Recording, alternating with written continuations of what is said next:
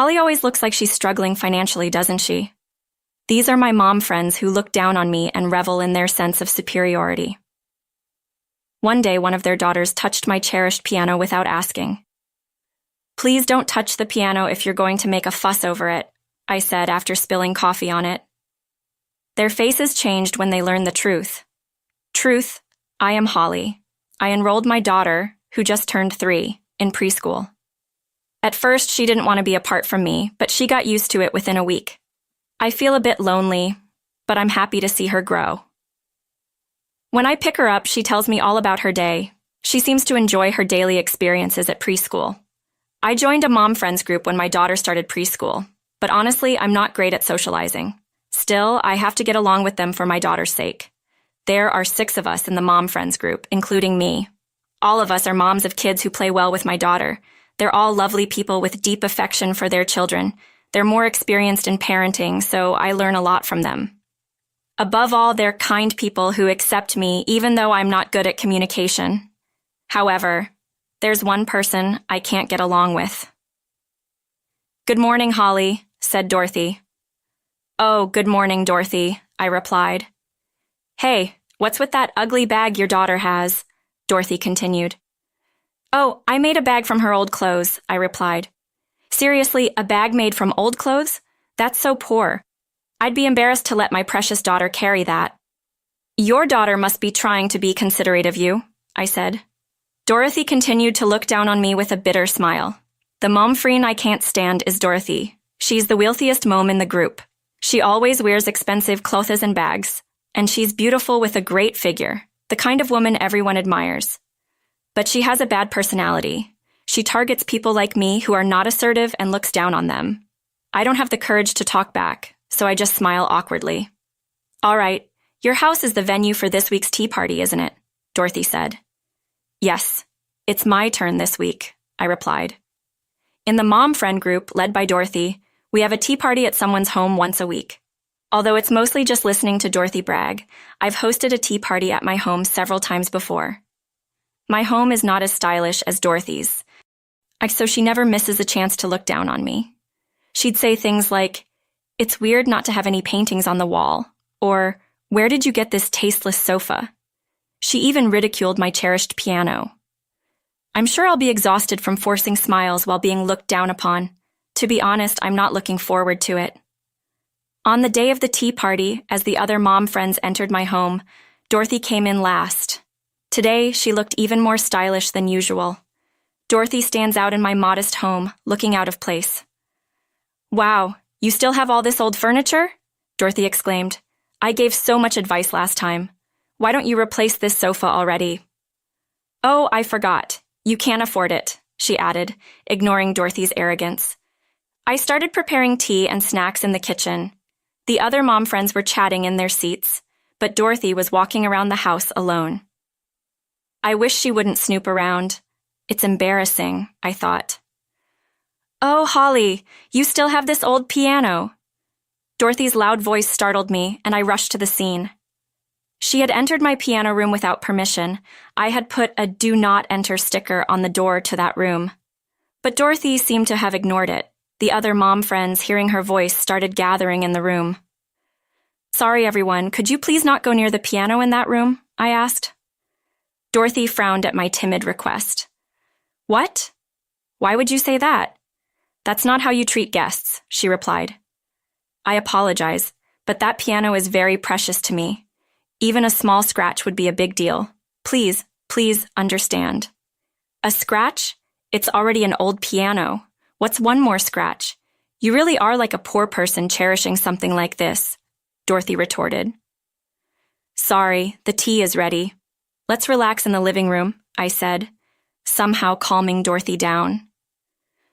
We returned to the living room with the other mom friends. Dorothy seemed displeased about being corrected. She left looking irritated without even finishing her tea or snacks. I worried this might affect my daughter's friendships, but she never came home crying. For now, I was relieved. But Dorothy's arrogance escalated. She spread false rumors among the mom friends and flaunted her expensive clothes and bags. She even looked down on my husband's income and my daughter's appearance. I don't mind being looked down upon, but it's uncomfortable when she speaks ill of my daughter and husband. I told her to stop. But it didn't seem to have much effect. A month passed like this, and it was my turn to host the tea party again. I welcomed the usual mom friends, but Dorothy hadn't arrived yet. According to the others, she would be late. We decided to start the tea party without her. Without someone bragging, it was surprisingly peaceful. I was talking without tension for the first time but she never came home crying. It was probably Dorothy. I got up and opened the door. Sorry, I'm late. I was picking up my daughter from daycare. Dorothy was holding a little girl about 2 years old. Thank you for coming, Dorothy. Is your daughter joining us? Do you have a problem with that? No, I just wasn't expecting it. It's none of your business. Let us in. Ah, sure, sorry. Dorothy's daughter ran into the house as soon as they entered. As I tried to stop her, Dorothy pulled my arm. She's fine on her own. She's a good girl. But what if she gets hurt? Do you have anything dangerous lying around? No, but since you're here, Dorothy, how about we have lunch? Would your daughter like to join? Wow, you're actually being considered. However, Dorothy only called her daughter's name and didn't try to bring her to the living room. She left her daughter unattended and went to the living room where the mom friends were waiting. I managed to catch Dorothy's running daughter and took her to the living room. I handed her to Dorothy and started preparing lunch. As I was bringing the prepared dishes to the living room, I heard a noise from the hallway. I had a bad feeling and went to check. Dorothy's daughter was pulling out my daughter's toys and playing with them. Sorry, these are my daughter's favorite toys. Let's put them back where they were, I said as I gently spoke to her and tried to take the toy. She dropped it and started scribbling on the wall with crayons. I grabbed her arm in a panic and she burst into tears. Hearing her cries, Dorothy and the mom friends rushed to the hallway. What are you doing, Holly? Making my daughter cry? Why? She was just playing. I'm sorry, but she was drawing on the wall. She's a child. Let her doodle. It's not a big deal. But we're renting, so we'd have to pay for repairs. Ah, you really are like a poor person. That's a small expense you should have been prepared for when you had a child. Poor thing, she said, lecturing me instead of scolding her daughter. The other mom friends just looked the other way, not daring to oppose. Dorothy, I give up on reasoning with her and decide to focus on lunch as usual. She complained about my cooking, calling it bland, tasteless, and inedible.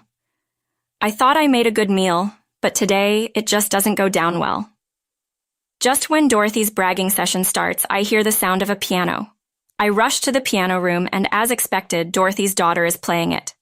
I had left the piano lid open and forgot to lock the room. Stop! Don't touch that! I raised my voice and, uncharacteristically, picked up her daughter and ushered her out of the room.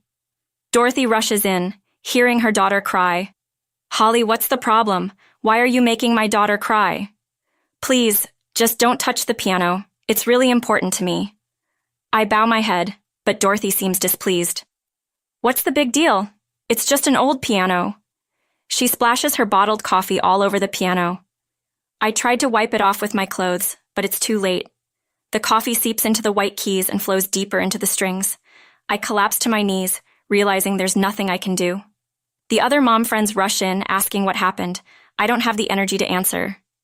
Instead, Dorothy gleefully recounts the events. Holly interrupted my daughter while she was happily playing the piano and made her cry. I didn't like her for a while, and she became obsessed with playing the piano, so I poured coffee on her and pretended I never made her cry.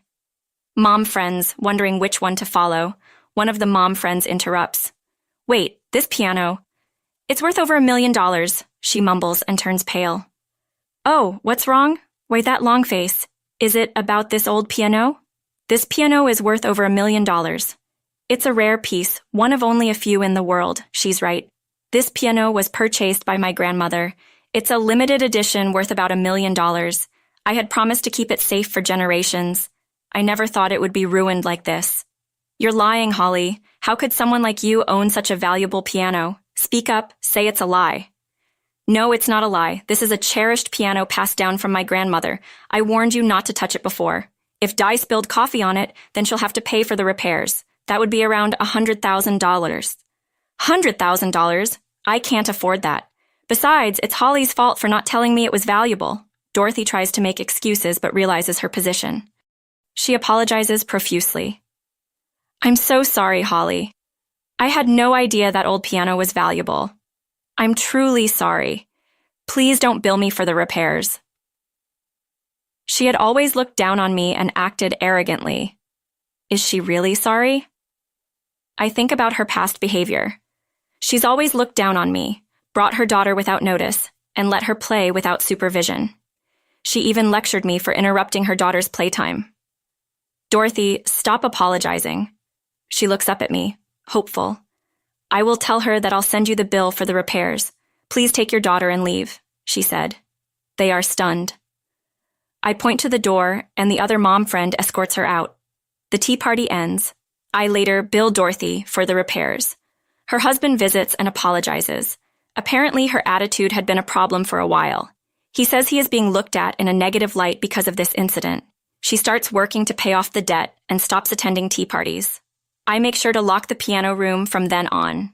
Since then, the piano has been beautifully restored. And in order to prevent such a tragedy from happening again, he has developed a habit of turning the doorknob to make sure the room is securely locked.